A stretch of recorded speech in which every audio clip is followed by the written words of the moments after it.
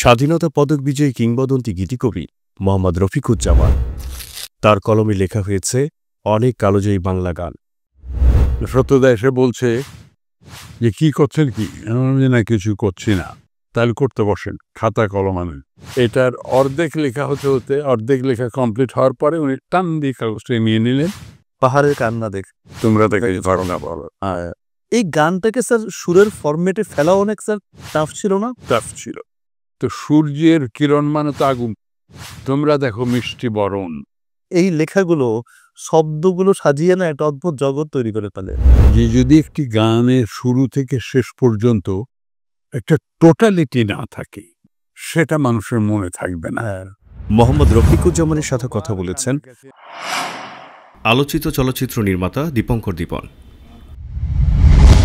গীতিকবি যাপিত জীবন, দর্শন, না বলা কথা ও কালোজয়ী গানের নেপথ্যের গল্প উঠে এসেছে লেটস টক উইথ দীপঙ্কর দীপনের এবারের পর্বে।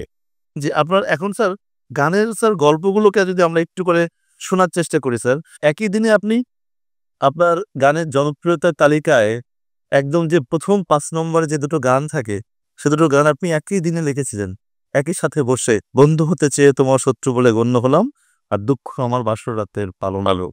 যেই গান দুটো বাঙালির জীবনে অমর হয়ে গেছে, একদিনে কিভাবে একই বসায় দুটো গান লেখা হয়ে গেল, এই গল্পটা বলুন। মজার ঘটনা, আমি তখন হাতির পুলে থাকি, একটা একতলা বাড়িতে। হঠাৎ দুপুরের আগে সত্য সাহা আর কি, সত্যদা আর সুবীর আসলো। সত্যদা এসে বলছে যে কি করছেন, কি না কিছু করছি না, তাহলে করতে বসেন, খাতা কলম আনেন। আমার 2টা গান দরকার, এখনই দিতে হবে, ধরে বেঁধে লেখা হবে একটু। তাই আমি বললাম যে এরকম ভাবে বললে কি লেখা যায় নাকি? বলে আমি জানি না, আমাকে দিতে হবে, এটা জানি। বলে আমার ভেতরের দিকে দেখে, ভাবি দুপুরে খাবো। তো আসলো, বাইরে আসার পরে কথাবার্তা বলে চলে গেল। প্রথমে বললেন যেটা যে স্বাধীনতার পরে সাবিনা এই প্রথম রেডিওতে গাবে আজকে এই গান। তো বসে চিন্তা করলাম যে সাবিনা স্বাধীনতার পরে রেডিওতে গায়নি, এই প্রথম গাইবে। গানটা একটু সিরিয়াস, একটু পরে ভাবি, এটা আগে ভাবি। এটা ভাবতে যেয়ে মনে হলো যে একটা ইয়াং ছেলে প্রেমের গান, কিন্তু তার মধ্যে একটু স্যাড থাক, একটু স্যাড প্রেমের গান হোক, তাহলে ওর কণ্ঠ অনুযায়ী মানাবে খুব ভালো। কারণ সুবীরের কণ্ঠ তো আমি শুনেছি আগেই। তো তারপর হঠাৎই মাথায় এসে গেল যে বন্ধু হতে চেয়ে তোমার শত্রু বলে গণ্য হলাম, তবু একটা কিছু হয়েছে যে তাতেই আমি ধন্য হলাম। কেন? কারণটা হচ্ছে যে আমি যদি তোমার বন্ধু না, তাহলে আমাকে নিয়ে তুমি ভাববে না। আমি যদি শত্রু হই, তাহলেও আমাকে নিয়ে তোমার ভাবতে হবে। অর্থাৎ তোমার মনের মধ্যে আমি বন্ধু হিসাবে না হলেও শত্রু হিসাবে হলেও রয়ে গেলাম। তোমার বন্ধু না, তোমার শত্রু, কিন্তু তাতেই আমি ধন্য হলাম। এই গানটা লেখা হলো। এটার অর্ধেক লেখা হতে হতে অর্ধেক লেখা কমপ্লিট হওয়ার পরে উনি টান দিয়ে কাগজটা নিয়ে নিলেন। বাকি অন্তরা পরে চিন্তা করে আমাকে দিয়ে দিন। এবার ওইটা ধরেন। এর মধ্যে খাবার ডাক আসলো, আমরা খেতে গেলাম। খেতে বসে এই আমার মাথায় প্রথম আসলো যে এইটা মাছ, এটা মাংস, এটা একটা জিনিস খাচ্ছি, টের পাচ্ছি, দেখতেও পাচ্ছি এটা জিনিস। এমন কোনো জিনিস কি আছে যে আমরা দেখতে পাই না কিন্তু উপভোগ করি? তখন মাথার মধ্যে আসলো যে এই যে প্রেম আমরা দেখতে পাই না, কিন্তু অনুভব করি, উপভোগ করি, ঠিক তেমনি ভাবে দুঃখ আমরা দেখতে পাই না। এটা বোধ কাজ করে ভেতরে, এটা কোনো বস্তু না। এটাকে যদি আমি বস্তুতে রূপান্তরিত করি, তাহলে একটা জিনিস হবে যে এরকম গান কখনো লেখা হয়নি। আমি লিখি, মানে আমাদের দেশে কখনো হয়নি। যাই হোক, এইটা মাথায় আসতেই খাওয়া শেষ করে এসে বসলাম। বসে প্রথম লাইনটা লিখলাম, দুঃখ আমার বাসর রাতের পালঙ্ক। সত্যি বলছি, কি বললেন? বলছি দুঃখ আমার বাসর রাতের পালঙ্ক। আরে বাবা, তারপর তারপর তারপর কি? তারপর হুড় করে এসে গেল, নিন্দা আমার প্রেম উপহার, সাতনরি হার কলঙ্ক। এই তারপরে গানটা হয়ে গেল। এটাও ওই অর্ধেক হতেই উনি টান দিয়ে নিয়ে চলে গেলেন, বললেন ভাবি আসি। একটা লাইন আছে আপনার এই গানটার মধ্যে স্যার, যে এই বুকে বেঁধা কাঁটাটাকে পর করা দাঁড়িয়ে গেল না। মানে সে যে কষ্ট পাওয়াটা, ক্ষতটা, সেই ক্ষতটাকে নিয়ে আজীবন চলতে পারে। ওটা নিয়েই চলছি, ওটা নিয়েই চলছি। কি অদ্ভুত দুর্দান্ত জীবনবোধ স্যার। মানে এই এই লেখাগুলো, শব্দগুলো সাজিয়ে না একটা অদ্ভুত জগৎ তৈরি করে ফেলে। জগৎটা ম্যাজিক্যাল, এই জগৎটা হ্যাঁ, তৈরি করতে শুধু কবিরাই পারে। তারপর স্যার যে বন্ধু হতে চেয়ে তোমার, ওই গানের যে বাকি অংশটুকু, ওটা স্যার পরে লিখেছেন, পরে লিখে দিয়ে এটা তো পরে লিখেছি, সেটাও এক আজব ব্যাপার। ওটাও পরে একসঙ্গেই লেখা, এবং রিক্সায় যেতে যেতে। হ্যাঁ, ওনার রেকর্ডিং ডেট পড়েছে, জি, উনি শিল্পী নিয়ে চলে এসছেন, আমি নাই, গানও নাই সেকেন্ড অন্তরা। রেডিওর এক পিয়ন, সে খুঁজতে সে জানতো যে আমি একটা জায়গায় বসি। হ্যাঁ, তখন বাবুল রেডিও ইলেকট্রনিক্স নামে একটা দোকান ছিল, যেখানে পুরানো দিনের থেকে আরম্ভ করে আজকের দিনের সমস্ত গান পাওয়া যেত।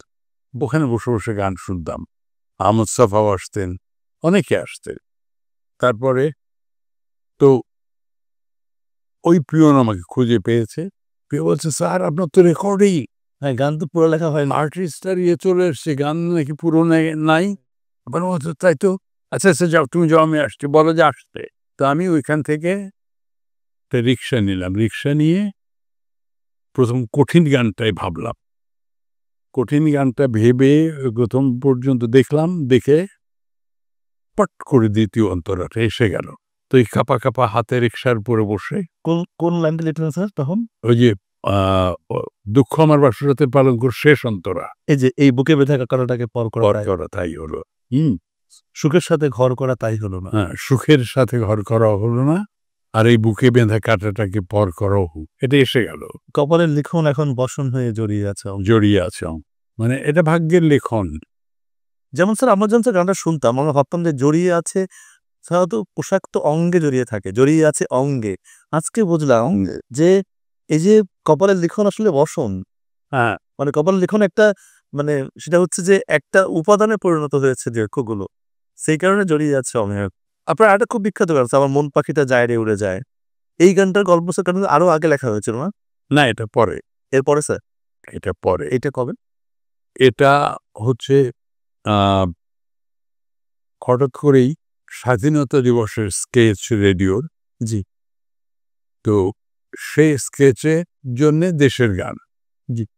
তো দেশের গান লিখতে বসে ওই হঠাৎ মনে পড়লো, আমার যেমন মনটা চলে যায় মামাবাড়িতে, হ্যাঁ, সেই মায়ের মামাবাড়িতে ঝিনাইদহ মাগুরার সেই সব গ্রামে, ঠিক তেমনিভাবে আমার মনে হলো যে রুনালাইলা তো দেশে থাকেন, বিদেশে থাকেন, বাইরেও থাকেন, তখন কি বাংলাদেশের কথা আমার মনে পড়ে না? নিশ্চয়ই মনে পড়ে।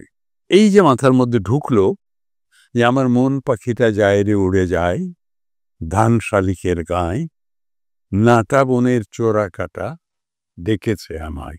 মানে আমি যখন যেটায় থাকি, বাংলাদেশের সঙ্গে আমার একটা রাখি বাঁধায় থাকে। বা আমি কেমন করে ভুলি? হৃদয় ভরা স্বপন হয়ে, বাঁধন হয়ে, আপন হয়ে জড়িয়ে থাকি বাংলাদেশের ভালোবাসা রাখি। হ্যাঁ, শিশির মাঠের শ্যামল খাতায়, বেতস লতায় চিরল পাতায়। জি, বেতকে বেতস বলে আর কি, বেতস লতা মানে বেতের লতা। বলতো হ্যাঁ। কাব্য হচ্ছে কোনো একটি জিনিসকে একেবারে সেই কথাটি না বলে অন্যভাবে অনুভব করানো, এটাই হচ্ছে কাব্য। আপনার একটা গানের স্যার খন্দকার নুরুল সাহেব অদ্ভুত একটা সুর করেছে, যে সুরটাকে আমাকে এখন দিনের সময়েও খুব আধুনিক সুর মনে হয়। পাহাড়ের কান্না দেখ। তোমরা তাকে ধারণা বলো, এই গানটাকে স্যার সুরের ফরম্যাটে ফেলা অনেক স্যার টাফ ছিল না? টাফ ছিল। এই গানটার গল্প একটু বলবেন স্যার? এবং এটা হচ্ছে যে সুবীর গাইবে, ডেট পড়েছে, তো আমি ভাবছি, অনেক রকম ভাবছি, ভাবতে ভাবতে ওই যে বিপরীত ভাবনা বলে একটা বিষয়, এটা আমার মাথায় ছোটবেলা থেকে আছে যে আমি বিপরীতটা ভাববো, সেইখান থেকে ব্যাক করে আসব। তো পাহাড়ের কান্না দেখে তোমরা তাকে ঝর্ণা বলো।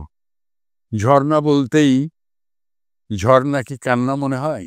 ঝর্ণা বলতে আমরা কি ঝর্ণা ঝর্ণা তরলিত চন্দ্রিকা চন্দন বর্ণা আমরা ছোটবেলায় পড়ছি। ঝর্ণা বলতেই আনন্দে খলখল হাসি, ছুটে চলা, এগুলো বোঝায়। আমি তাকে বিপরীতভাবে বোঝাব যে পাহাড়ের কান্না দেখে তোমরা তাকে ঝর্ণা বলো।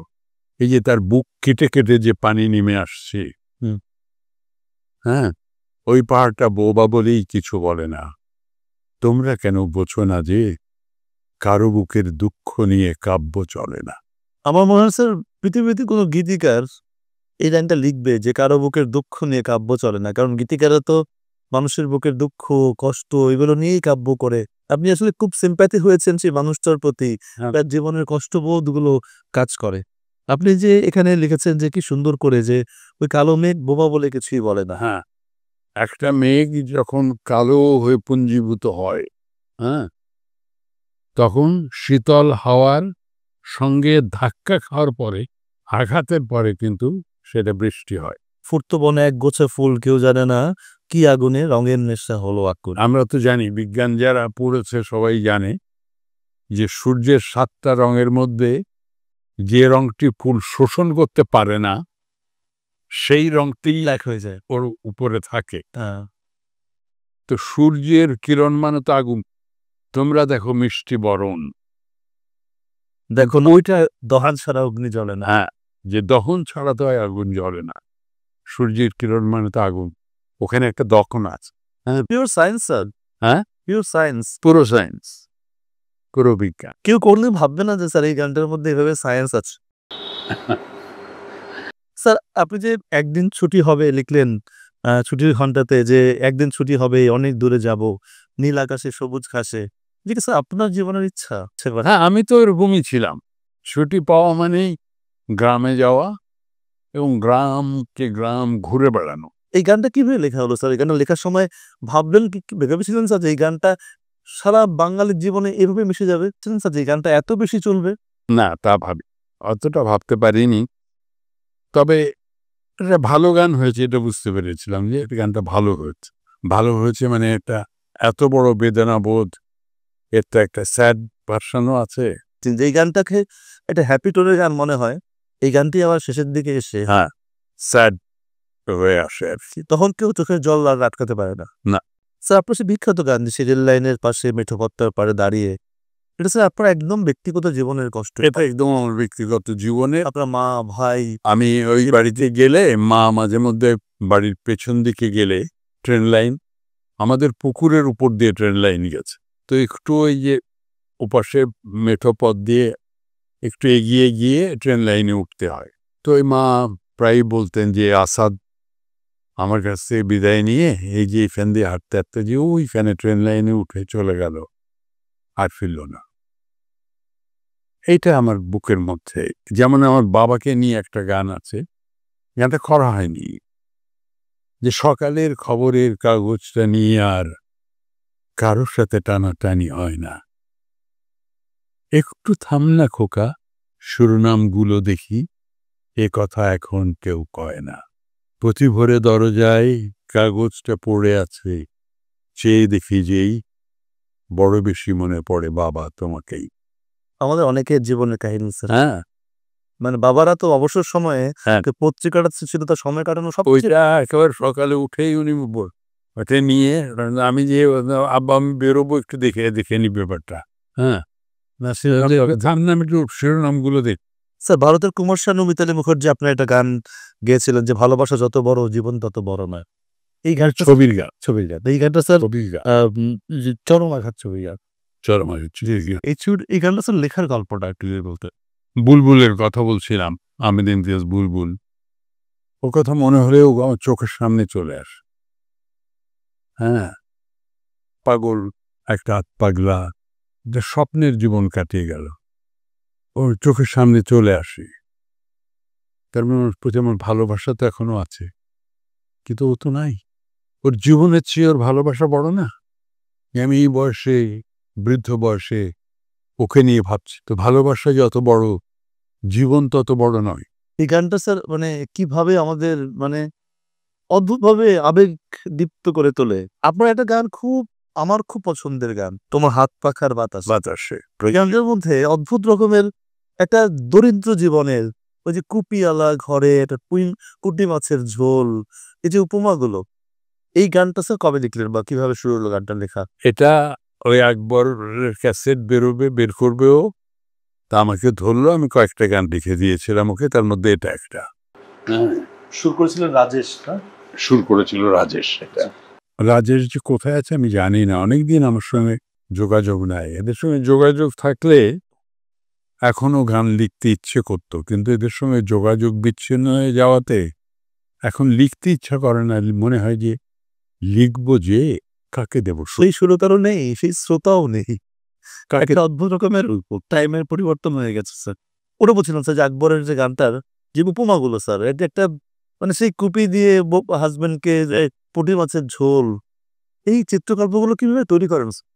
এটা এটা চিন্তার বিষয়টা কি যে গান কমে নষ্ট হচ্ছে এই কারণে যে এখন কি কথাকে নিয়ে কি বানাচ্ছে, এই যে পরস্পর সম্পর্ক নেই। যেটা বানালো এই বানানো যা হলো, এটার সঙ্গে এটার কোনো সম্পর্ক হচ্ছে না। এই সম্পর্ক না হওয়াতে এটা হাত ঝাড়ার মতো হচ্ছে, হাততালির মতো হচ্ছে না। এটাই হচ্ছে ব্যাপার। অনেকে অনেক কথা বলতে পারেন, আমি জানি অনেক তথা কথিত যে পপ গান বলে একটা শব্দ আছে, কই টিকলো কটা গান, কিন্তু টিকেছে। আবার কোনটা টিকেছে? আলাল দুলাল তাদের বাবা হাজি চানখার পুলে প্যাডেল মেরে পৌঁছে বাড়ি। হয়তো একজন রিক্সাওয়ালা, তিনি চানখার পুলে রিক্সা চালান, ওখান থেকে রিক্সা চালিয়ে বাসায় আসেন। তার দুই ছেলে খুব দুষ্টু, আলাল যদি ডাইনে যায় দুলাল যায় বায়ে। হ্যাঁ, এটা একটা কিন্তু টোটাল পরিবেশের এক চিত্র আছে এর মধ্যে, এই জন্য কিন্তু টিকে আছে। আপনি লিখেছিলেন স্যার যে আমার মতো এত সুখী নয়তো কারো জীবন, গানটা খুব হিট করেছিল স্যার। বাবা কেন চাকর, এই ছবি। ছবিটার অবশ্য আপনারা যেভাবে ছবিটা সবাই যেভাবে দেখেছে, মূলত কিন্তু এরকম ছিল না। আচ্ছা, মূলত ছিল এই যে মানে আর কি, হ্যাপি মুডে একটা গান ছিল, স্যাড মুডে একটা গান ছিল। হ্যাঁ, তো হ্যাপি মুডে যেটা ছিল সেটা একবার গাওয়া হয়েছে। জি। কিন্তু পরবর্তীকালে ছবির লেংথ বড় হয়ে যায়, রাজ্জাক সাহেব ওই দুটোকেই, ওই হ্যাপি মুডটাকে রেখে, হ্যাঁ, বাকি স্যাড মুডটার সঙ্গে লাগিয়ে দিয়ে একটা অ্যাড করে ফেলেছেন। ওকে। আপনার একটা গান আমার খুব প্রিয় স্যার। আমরা এটাকে বলি যে আমরা একটা ইউটোপিয়ান দেশের স্বপ্ন দেখি, যেই ভবিষ্যতের দেশটার মধ্যে কোনো প্রবলেম থাকবে না। আপনি সেই আমার ছোটবেলায় কানের মধ্যে ঢুকিয়ে দিয়েছিলেন যে এইখানে মিথ্যে কথা কেউ বলে না, এইখানে অসৎ পথে কেউ চলে না। পড়ার সময় লেখাপড়া, কাজের সময় কাজ করা, খেলার সময় হলে খেলা করি। এখানে মন্দ হতে কেউ পারে না, এখানে হিংসা কেউ করে না। আমাদের দেশটার স্বপ্ন পড়ি, সাথী মোদের কুল পড়ি। দেশটা কি ওরকম হলো স্যার? এইটার গানটা প্র্যাকটিক্যালি জুয়েলাইজের কথা মাথায় রেখেই লেখা। মানে গান ছবির মধ্যেও ছিল জুয়েলাইজ আসবে, তো আমি জুয়েলাইজ কি করতে পারে, ওর তো বহু ম্যাজিক দেখেছি। ও কি করতে পারে যে ওইটাই আর কি মাথায় ঢুকেছে। আমাদের দেশটা যদি স্বপ্নপুরী হয়, এমন হয় যে এরা আমাদের সঙ্গে যারা খেলবে গাইবে তারা লাল পরি, ফুল পরি, নীল পরি, লাল পরি, সবাই মিলে ভাব করি। এই ভাব করা, এই ভালোবাসা বেঁচে থাকবে, এই ভালোবাসা বেঁধে রাখবে, এটা আরেকটা গান। এই যে ব্যাপারটা, এটা সারা জীবন চেয়েছি, পাইনি, হয় না, কিন্তু হওয়া উচিত। যিনি এই গান লিখেন, তিনি লিখেন যে যদি মরণের পরে কেউ প্রশ্ন করে কি দেখেছি, আমি বলবো চোখের কাছে জেনে নাও মানে বাংলাদেশের রূপ এঁকে রেখেছি। ওখানেই বাংলাদেশ। কবে লিখলেন স্যার গানটা? কোন সময় লিখলেন? এটা 1976 সালে করা লেখা গান।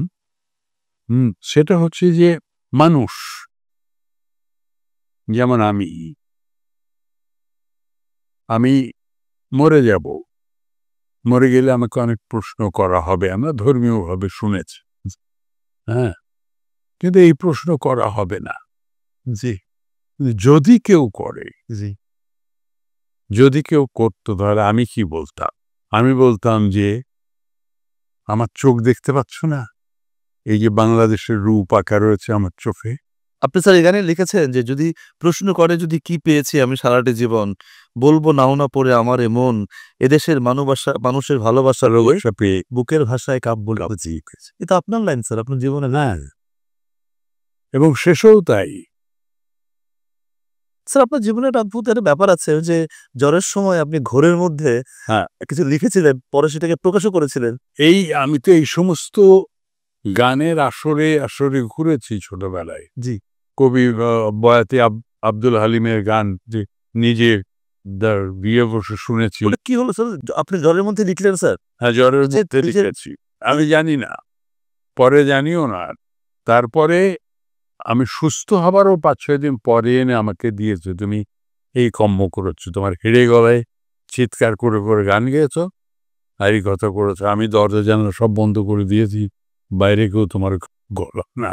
মানে আমার অসম্ভব বাজে গলা আর কি, গানের গলা কিন্তু আমার অসম্ভব বাজে, মানে এরকম বাজে গলার কারণে আমরা জ্বরে প্রলাপ কি আপনি জ্বরের মধ্যে গান লিখেছেন। হ্যাঁ। তো এই আপাতমস্ত গানের মানুষ যাকে বলে আর কি, এগুলো সব আধ্যাত্মিক গান, ওগুলো স্যার মানে তান্ত্রিক বাউলাঙ্গের গান। মূল্যবান সাহিত্যমান কেমন মনে হয়েছে আপনার কাছে এগুলো? না, ভালো ভালো আমার কাছে আছে। এগুলো স্যার শুরু হয়েছে পরে, যেমন দেহ খেয়ায় দেব পারি, জি যাব বন্ধু তোমার বাড়ি, তুমি বেঁধে রেখো ঢেউয়ের আড়ি, ওজন যেন সয়। যে আপনি যখন লেখেন স্যার ওমন নিক্তি মেপে মাল সামানের হিসাব দিতে হবে, এই যে রিটার্ন টিকিট হাতে লইয়া, তখন মনে হচ্ছে যে ঘোরের লাইন বা ওই সময়কার যে কাব্যর ভাবনার লাইন বোধহয় এই গানের মধ্যে একটু ঢুকে গেছে, এসে গেছে হয়তো। আপনার একটা গান শাকিব খানের লিপে খুব জনপ্রিয় হয়েছে যে কিছু কিছু মানুষের জীবনে ভালোবাসা চাওয়াটাই ভুল। এই ভাবনাটা কেন মনে আসলো? যে এটা খুব অদ্ভুত ব্যাপার। এই গানটা নিয়ে আমরা 10 দিন মতো বসেছি। জি 10 দিন মতো বসেছি, কিন্তু গানটা হয়নি কিছুতেই। প্রথম লাইনটা মাথায় আসে না। তো একদিন আলাউদ্দিন আলীর আর একটা রেকর্ডিং ছিল, তো সে রেকর্ডিং করছে শ্রুতি স্টুডিওতে। শ্রুতি স্টুডিওর রেকর্ডিং রুমের পাশে একটা রুম ছিল, যেটাতে বসে আমি ভাবছি, গানটা ভাবছি। পুরো গল্পটা তো আমাকে বলেছিল, আমি কিন্তু গল্প না শুনে কখনো গান লিখতাম না। আমাকে পুরো গল্পটা বলতে হবে, তারপর সিকোয়েন্সটা বলতে হবে। হঠাৎ করে মনে হলো যে এটা সামাজিক ব্যাপারেই হোক, ধর্মজাতীয় ভিন্নতাই হোক, যে কোনো কারণেই হোক, এই যে এইরকম অবস্থায় যারা পড়ে তাদের জীবনে সুখ আসা বড় কঠিন। কিছু কিছু মানুষের জীবনে ভালোবাসা চাওয়াটাই ভুল, সারাটা জীবন ধরে দিতে হয় শুধু সেই ভুলের মাসুল। এটা গানটা গেয়েছেও ভারী চমৎকার। আমি মা বলে রাখি, কনক চাপা আমার মা। তো ও গেয়েছে খুব সুন্দর, এবং ও গানটা পেয়ে কি যে খুশি হয়েছিল ও যখন গিয়েছে। তারপরেও আমাকে বলেছে কি অদ্ভুত ভাবে মানে গানগুলো মানুষের জীবনের মনের হাহাকারের কথা বলে ফেলে। এই কারণে তো স্যার মানুষ আপনার পিছনে আজকে পর্যন্ত যে আমরা যে মুগ্ধ হয়ে আপনার আশেপাশে ঘুরি এই লাইনগুলোর কারণে। একটা সত্য কথা হলো এইটা, যে যদি একটি গানের শুরু থেকে শেষ পর্যন্ত একটা টোটালিটি না থাকে, জি ভাবনার টোটালিটি, হ্যাঁ, একটা সার্কেল পূর্ণ হয়, তাহলে সেটা মানুষের মনে থাকবে না। সেটা যতবার কানের কাছে এনে বাজানো হোক না কেন, সেটা মনে থাকবে না।